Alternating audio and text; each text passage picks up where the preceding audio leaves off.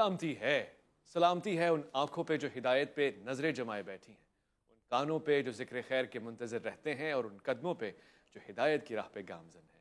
السلام علیکم ورحمۃ اللہ وبرکاتہ۔ تمام تعریفیں خدائے بزرگ برتر کے لیے جو وحدہ لا شریک ہے، نہ کوئی ثانی ہے نہ کوئی ہمسر ہے۔ درود لامحدود محبوب رب الودود، راحت العاشقین، مراد المشتاقین، حضرت محمد مصطفیٰ، آپ کی آل پاک، آپ کے جانثار انصار اور اصحاب پر درمن۔ آپ دیکھ رہے ہیں الف لام میم، میں آپ کا میزبان محمد اویس ربانی تہ دل سے آپ کو کہتا ہوں خوش آمدید۔ خواتین و حضرات، الف لام میم کا یہ خاصہ رہا ہے کہ وہ کسی بھی خاص چیز کو عام ہونے تک کے سفر تک لے کے جاتا ہے، کوشش کرتا ہے کہ اولیاء اللہ کی رغبت اور آپ کی قربت اور معرفت آپ تک پہنچا سکے۔ اس سلسلے میں ہم نے ایک اور پروگرام تجویز دیا، ایک ایسی ہستی کے لیے کہ جس کی آمد، جس کی ولادت، جس کی زندگی اور پھر اس کا سارا یہ سفر اللہ کے لیے ہے، جس کی حیات میں للہیت ہے، اور وہ للہیت آج ہم تک پہنچی ہے۔ برصغیر پاک و ہند میں بڑا نام ہے، اس کے علاوہ بھی دنیا بھر میں لوگ آپ سے محبت کرتے ہیں۔ الفت کا تقاضا یہ ہے کہ ذکر کیا جائے، یاد کیا جائے، اور پھر جو معشوق کو مقصود ہو اسی کی طلب کی جائے۔ ہم نے آج رب العالمین کے سامنے ایک ذکر خیر فرمانا ہے، اور آج میرے ساتھ میرے دامن میں جو علماء کرام بیٹھے ہوئے ہیں وہ بھی اسی ذکر خیر کے لیے آئے ہیں۔ حضرت شاہ ہمدان جو سپہ سالار ہیں عجم کے، اور کیا کمال شخصیت ہے آپ کی، آپ پہ ہمارا سلام ہو۔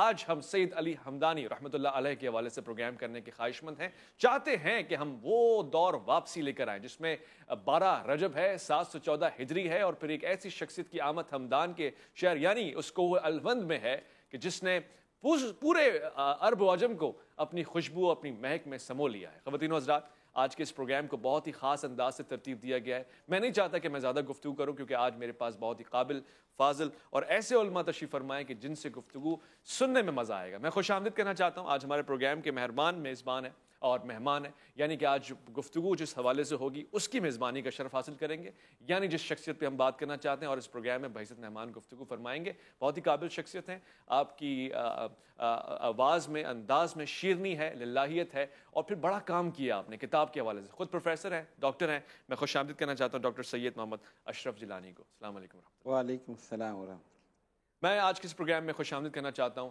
آپ ہی کی آل اولاد سے 27واں یہ کڑا جا کے ملتا ہے، اور آج ہمارے پروگرام میں تشریف فرمائے۔ سیاسی حوالے سے بھی گفتگو رہی ہے، مگر علم، علمیات اور شعبہ تدریس، اور پھر سب سے بڑھ کے یہ کہ خانقاہ شریف کی خدمت کیسے ہونی چاہیے، فقر کیا ہوتا ہے، اور پھر اللہ کی راہ میں سفر کرنے والے کیا پاتے ہیں، اس پہ ہم بات کریں گے۔ میں اظہر حمدانی صاحب کو خوش آمدید کرنا چاہتا ہوں۔ السلام علیکم ورحمۃ اللہ۔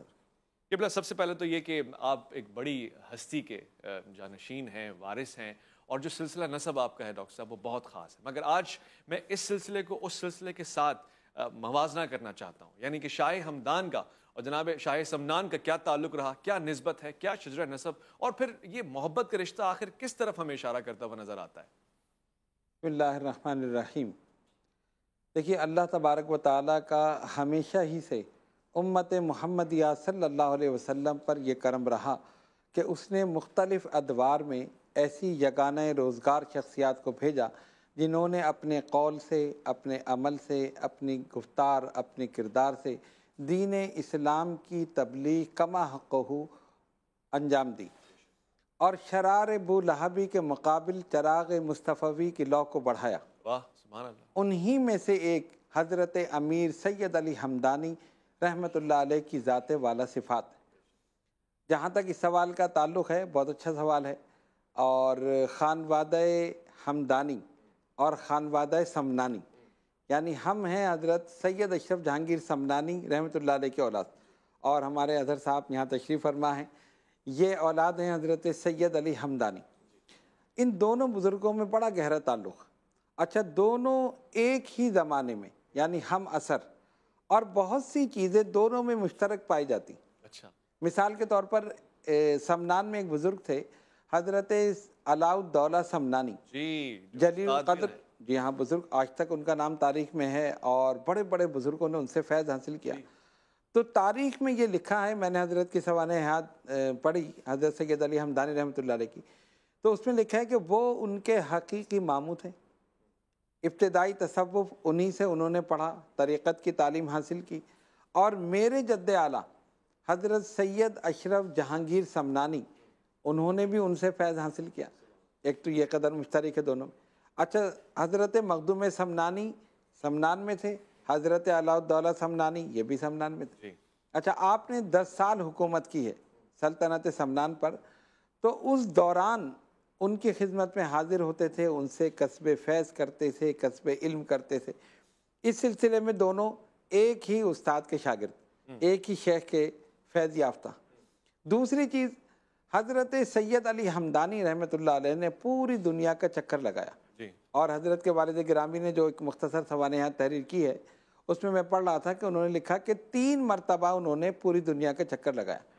اچھا، اس کی وجہ یہ ہوئی ان کے پیر مرشد حضرت محمود بن عبداللہ مزدقانی، مزدقانی، تو ان کی خدمت میں عرض کی کہ حضور میرے لیے حکم فرمایا، حکم یہ ہے کہ دنیا کی سیر کرو۔ اللہ سیرو فی الارض، سیرو فی الارض، نکل گئے دنیا کی سیر کرنے۔ تو انہوں نے لکھا کہ 3 مرتبہ آپ نے چکر لگایا، اور ہمارے مخدوم سمنانی نے ان کی سوانحات میں بھی ہے کہ آپ نے 3 مرتبہ پوری دنیا کا چکر لگایا۔ اچھا، گویا زمین کا جغرافیہ پڑھا نہیں، پھر کے دیکھا۔ سبحان اللہ، آپ یہ سمجھ لیں۔ اور پھر اس دوران مختلف بزرگوں سے فیض حاصل کیا، اور ایک سفر میں یہ دونوں ساتھ، حضرت سید علی ہمدانی رحمۃ اللہ علیہ اور حضرت مخدوم سمنانی، یہ دونوں۔ اس کا پتہ ہمیں چلتا ہے مکتوبات اشرفی، جو ہمارے مخدوم سمنانی کی ایک کتاب ہے، تو اس نے اپنے مکتوبات بادشاہوں کو، علماء کو، مشائخ کو تحریر فرمائے، فارسی میں اس کا ترجمہ ہو چکا ہے۔ اچھا، اس میں آپ یہ لکھتے ہیں کہ یہ فقیر اشرف اپنے آپ کو لکھتے ہیں، حضرت امیر سید علی ہمدانی کے ساتھ ایک سفر میں رہا اور پوری دنیا کا چکر لگایا، اور ایک ذرے کے مانند ان کی رکاب میں گھومتا رہا۔ حق، سبحان اللہ، اب آپ دیکھیں، یعنی اپنے لیے کتنی عاجزی ان کی ساری ہے۔ واہ، اب اگلی بات سنیے، جی فرماتے ہیں کہ حضرت سید امیر علی ہمدانی رحمۃ اللہ علیہ، انہوں نے فرمایا کہ میں نے 1400 مشائخ سے فیض حاصل کیا۔ واہ، سبحان تو مخدوم سمنانی فرماتے ہیں مجھ سے حضرت نے فرمایا فرزند اشرف تمہارا حصہ بھی میرے پاس، اللہ اکبر، تمہارا حصہ بھی میرے پاس۔ واہ، یہ تبرکات علمی ہیں، اور اس طرح سے اس صحبتوں کا آج کتنا اثر باقی ہے، یہ میں بات کرنا چاہتا ہوں۔ اظہر ہمدانی صاحب سے ضرور پوچھوں گا، امیر کبیر کیوں کہتے ہیں آپ کے لیے؟ امیر کبیر کا جملہ یہ تو ہمارے علم میں ہے کہ شاہ ہمدان کہتے ہیں، یعنی آپ کو بادشاہت حاصل تھی، مگر بادشاہت کو ترک کر کے آپ نے اللہ کے راستے میں اپنی قربانی دی، اور یہ خاص طور سے سفر اپنایا، یہ لبادہ اوڑا جو علم حکمت سے سرشار ہے۔ مگر امیر کبیر سے کیا مراد؟ بسم اللہ الرحمن الرحیم۔ محترم، بڑی خوبصورت آپ نے جو گفتگو کی، اور خود یہ فرمایا کہ اسے امیر کبیر کیوں کہا جاتا ہے۔ تو ابھی آپ نے خود ہی جملہ فرمایا کہ انہوں نے بادشاہ ترک کی، انہوں نے چھوٹی بادشاہ کو ترک کر کے وہ جو فقر کا راستہ اختیار کیا، اور پھر وہ جو اللہ کی راہ میں نکلے، تو وہ پھر دلوں کے بادشاہ بن گئے۔ پھر وہ بڑی بادشاہت جو انہیں ملی کہ وہ پھر آج ہم 700 سال بعد یہاں بیٹھے ان کا ذکر کر رہے ہیں، تو بادشاہ پھر وہ بڑے ہوئے ہیں نا۔ یہ جو دنیاوی سلطنت اور یہ دنیاوی بادشاہ ہیں، یہ تو کوئی 8 سال کے لیے، کوئی 60 سال کے لیے، کوئی 100 سال، ان 700 سالوں میں کتنے بادشاہ آئے چلے گئے، لیکن آج بھی سید امیر کبیر کا نام زندہ ہے، اور حضرت شاہ ہمدان کے نام سے ہم آپ کو جانتے ہیں اور یاد کرتے ہیں۔ اور اس کی بڑی وجہ کیا ہے؟ اس کی بڑی وجہ یہ ہے کہ ایک طرف اگر ہم آپ کی سیرت کا مطالعہ کریں، آپ کے حیات کو دیکھیں، تو تبلیغ اسلام کرتے نظر آتے ہیں، اور ساتھ ہی ساتھ آپ لوگوں کی اصلاح کرتے نظر آتے ہیں، اس طرح کہ ان کا معاش بہتر کرتے نظر آتے ہیں، ان کی دنیا بہتر کرتے نظر آتے ہیں۔ آج آپ کشمیر چلے جائیں، کسی بھی کشمیری سے پوچھیں کہ حضرت شاہ ہمدان کون ہیں، وہ کہتے ہیں ہمارے محسن ہیں، اللہ اکبر، وہ کہتے ہیں ہمارے رہبر ہیں، وہ کہتے ہیں ہمارے لیے وہ رہنما ہیں۔ کیسے رہنما ہیں؟ کہ انہوں نے ہماری دنیا بھی ٹھیک کی اور ہماری آخرت بھی ٹھیک کی، وہ ہمیں دین کے راستے پہ بھی کاربند کر گئے، اور ہمیں دنیا کے معاش کے ذریعے بھی بتائیں۔ حضرت شاہ ہمدان نے جب دنیا کا سفر کیا تو آپ کے ساتھ کئی رفقا ہوتے تھے۔ ایک روایت میں آتا ہے کہ جب آپ کشمیر میں آخری دفعہ آئے تو 700 سادات آپ کے ساتھ تھے۔ اللہ اکبر، آج جو آپ کو دنیا میں اور خاص کر پاکستان کے خطے میں جو حضرت شاہ ہمدان کی اولاد نظر آتی ہے، یہ انہی سادات کا جو فیض ہے، یہ حضرت شاہ ہمدان کی اولاد میں سے ان کا تسلسل ہے۔ تو وہ ان 700 سادات میں کوئی کسی فن کا ماہر تھا، کوئی کسی صنعت کا ماہر تھا، اور پھر وہ آ کے انہوں نے ان کشمیریوں کو اس خطے میں وہ صنعت پروان چڑھائی۔ صرف کشمیر تک نہیں، آپ گلگت میں چلے جائیں تو آپ کو شاہ ہمدان کے پیروکار ملیں گے، آپ تاجکستان میں چلے جائیں تو وہاں بھی شاہ ہمدان کا ڈنکا بج رہا ہے، تبت، چین، اس پورے جو ایریا ہے اس میں آپ کو حضرت شاہ ہمدان کی تعلیمات عملی طور پہ نظر آئیں گی، خواہ وہ دینی تعلیمات ہوں یا خواب کی دوسری تعریف؟ بالکل ایسے ہی ہے، دارا و سکندر سے وہ مرد فقیر اولا، اور جس کی فقیری میں بو ہے اسد اللہ ہی۔ میں جب لوٹ کر آؤں گا اور وقفے کے بعد گفتگو کرنے کا خواہش مند ہوں گا تو اس پہ بات کروں گا کہ آپ کو علی ثانی کیوں فرماتے تھے، یعنی وہ کیا جھلک ہے، وہ کیا شباہت ہے، وہ کیا مہک ہے، اور وہ کیا لطافت ہے جو آپ میں پائی جاتی تھی۔ یقیناً یہ بہت خاص موضوع ہوگا اہل بیت سے عشق کرنے والوں کے لیے اور شاہ کے نبی کریم صلی اللہ علیہ وآلہ وسلم کے لیے۔ الف لام میم میں آپ کا انتظار۔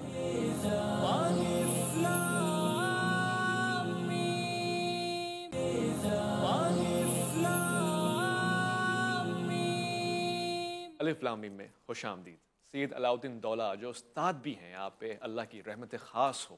آپ چونکہ ماموں بھی تھے شاہ ہمدان کے، آپ سے بڑا فیض حاصل کیا، کم و بیش 12 سال کی یہ صحبت ہے جو آپ کی نصیب ہوئی، اور پھر تربیت اگر گھر میں ہی ہو رہی ہو تو کیا خاص بات ہے۔ یہی نہیں بلکہ آپ کے ہی خلیفہ جناب مزدقانی، جناب محمود مزدقانی علیہ رحمہ، ان سے بھی فیض حاصل کیا۔ یعنی کہ جب آپ کی ملاقات ہوتی ہے شاہ ہمدان کی جناب مزدقانی کے ساتھ تو آپ فرماتے ہیں کہ تم خادم بن کر آئے ہو یا مخدوم بن کر آئے ہو؟ کہ حضرت میں سیکھنے کے لیے آیا ہوں، طلب عشق لے کر آیا ہوں، تشنگی لے کر آیا ہوں، حکمت آپ سے سیکھنا چاہتا ہوں۔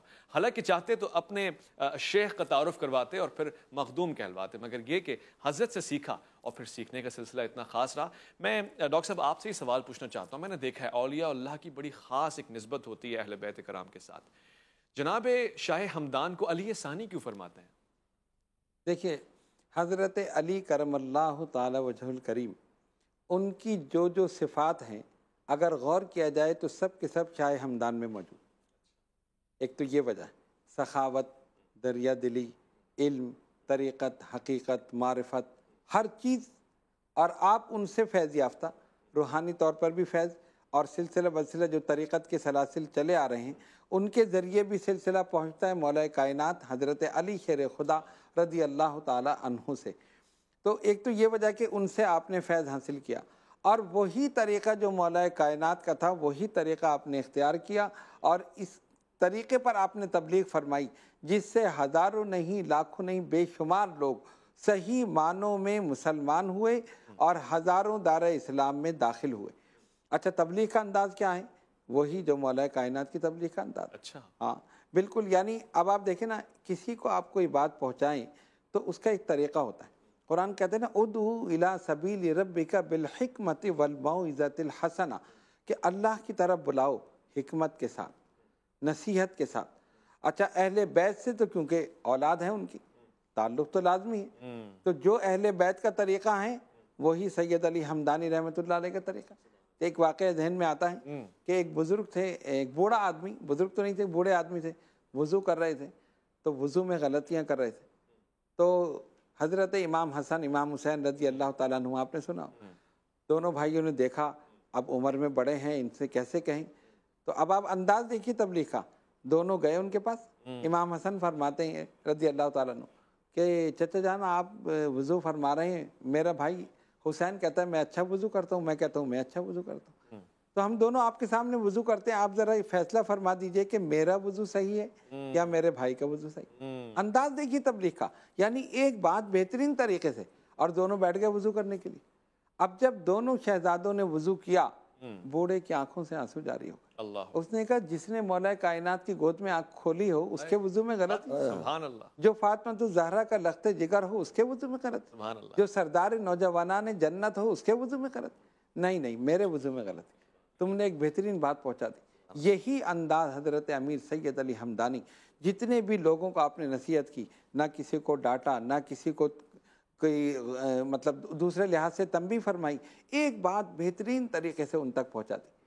شاید یہی وجہ تھی ڈاکٹر صاحب، جی، اس 37,000 سے زائد کم و بیش 40,000 لوگ کشمیر میں آپ کے حسن جمال کو دیکھ کر، آپ کے کردار کو دیکھ کر، آپ کی گفتار کو دیکھ کر مشرف با اسلام ہوئے۔ آج اگر ہم اس زمانے میں دیکھیں اظہر حمدانی صاحب، تو کیا ایسے لوگ، ایسی سیرت، ایسی گفتار، ایسی رفتار، ایسا کردار کم نہیں ہو گیا ہے؟ لوگ اپنی خانقاہ تو بنا لیتے ہیں، کام بھی ہو رہا ہے اچھے انداز سے، مگر یہ کہ دنیا بھر کو جوڑنا، محبتوں کا پیغام بانٹنا، کشمیر جیسے خطے کو جو کہ ایک وادی کے طور پہ حسین و جمیل تو ہے، ایمانی طور سے اس کو خوبصورت بنا دینا، اس کی ضرورت نہیں ہے کچھ زیادہ کام ہو؟ یہ آپ نے صحیح درست فرمایا۔ اصل میں آج کل ہم جو ہے نا وہ اپنی ذات کے اندر محدود ہو گئے ہیں۔ ہمیں اپنی ذات کی جو میم کی میم ہے اور غنہ ہم اس سے نکلتے ہیں تو وہیں پہ ختم ہو جاتے ہیں۔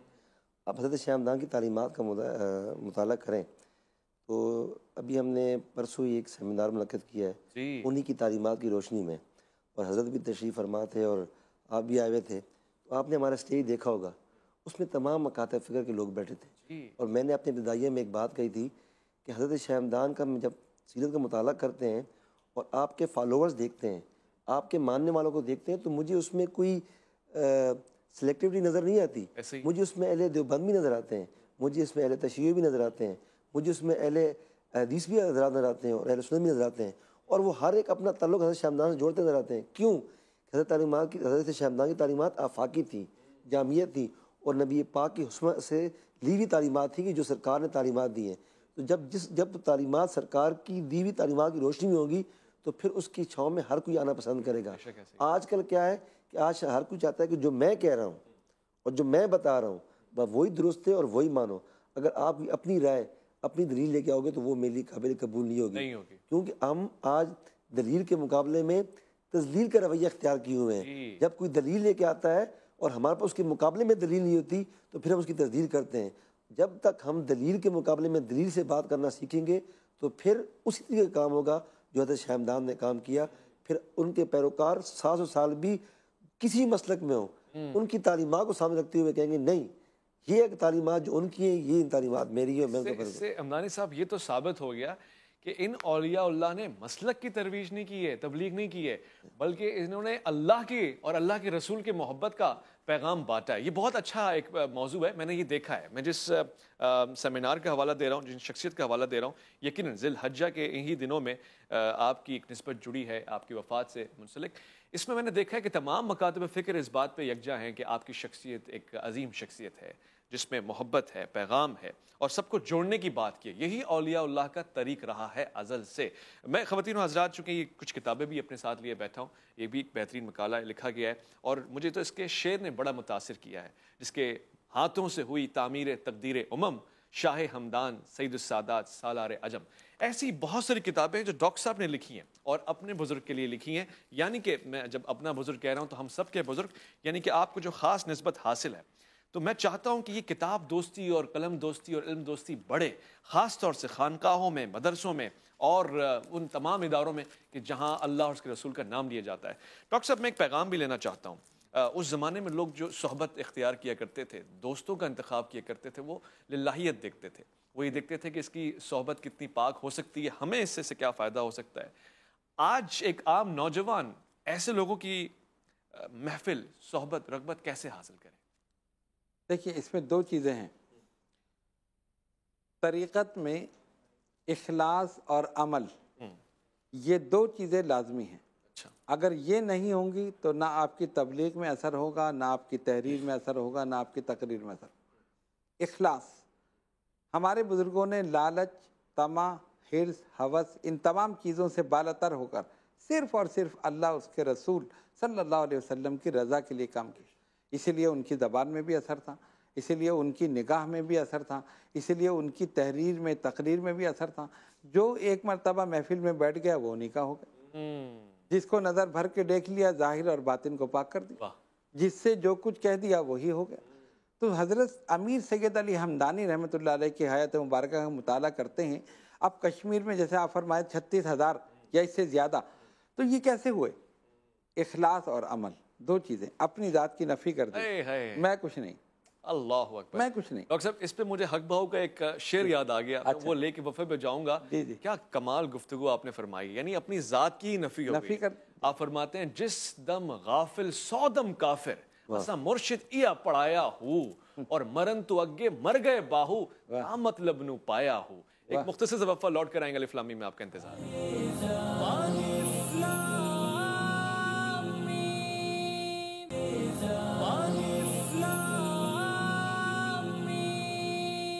الف لام میم میں خوش آمدید۔ خواتین و حضرات ایک خاص سوال پوچھ رہا ہوں، یہ ناچیز فقیر بندہ عام لہجے میں، جسے میں کہتا ہوں کہ بعض اوقات تو بدتمیزیہ والا لہجہ ہوتا ہے، مگر پوچھنا چاہتا ہوں، اس سے کیا ہوتا ہے، علم اور حکمت کے دروازے کھلتے ہیں۔ ڈاکٹر صاحب یہاں تشریف فرمائیں، ہمدانی صاحب تشریف فرمائیں۔ ڈاکٹر صاحب اتنی ساری کتابیں ہیں، اتنی محنت ہے، اور خود آپ پروفیسر، آپ نے پی ایچ ڈی کیا، اور میں نے یہ دیکھا ہے کہ اس خانوادے میں خلیفہ بھی کوئی بنتا ہے تو وہ عالم دین ہوتا ہے، اور یہی سلسلہ کچھ یہاں پر بھی ہے.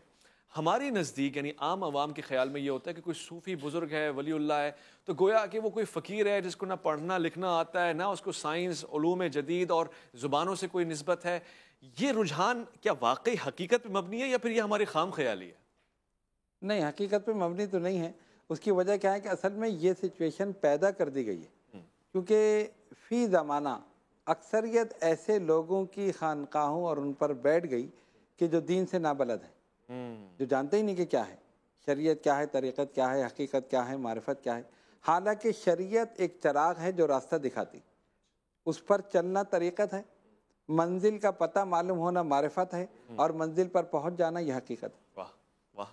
تو یہ چیز ہے. اچھا، لوگوں کے ذہن میں جو بیٹھ گیا نا، وہ اس لیے کہ آپ دیکھیں جگہ جگہ لوگ بیٹھے ہوئے، کوئی عامل ہے تو وہ سمجھ رہے ہیں کہ یہ بہت بڑا کامل ہے، حالانکہ وہ صرف عامل ہی عامل. میرے جد اعلیٰ حضرت سید طاہر اشرف جیلانی رحمۃ اللہ علیہ کے پاس ایک شخص آیا کہ حضور عامل بننا چاہتا ہوں، اور میں عامل نہیں بنوں، کامل بنوں.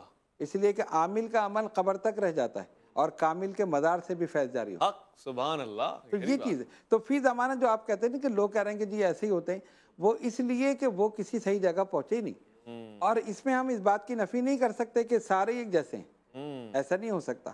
جب تک اہل اللہ موجود ہیں اس وقت تک دنیا قائم ہے، اور جب نہیں ہوں گے تو دنیا ختم ہو جائے گی. اللہ تعالیٰ نے ہر دور میں پیدا کیا، آپ تلاش کریں.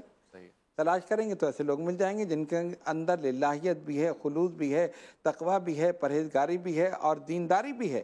یہ ساری چیزیں موجود ہیں. تو اصل تو یہ ہماری چیزیں تھیں.